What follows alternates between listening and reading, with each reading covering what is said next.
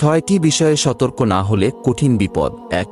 মরা মানুষের আত্মা আপনার সামনে ঘুরে বেড়াচ্ছে, এমন কিছু দেখলে ভয় পাবেন না। আয়াতুল কুরসি পড়বেন, কারণ জিনেরা মৃত ব্যক্তির ছদ্মবেশ নিয়ে ঘুরে বেড়ায়। শুধু সালাম দিয়ে চলে যান। 2. রাতে আয়না দেখবেন না, কারণ রাতে আয়নার মধ্যে জিন প্রবেশ করে, যে কোনো বিপদ হতে পারে। 3.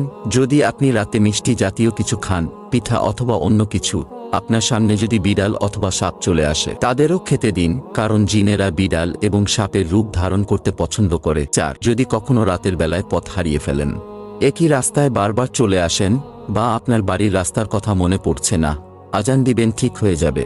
গয়রান নামক জিনেরা আপনার পথ ভুলিয়ে দেয়। 5. রাতে চিত হয়ে ঘুমাবেন না।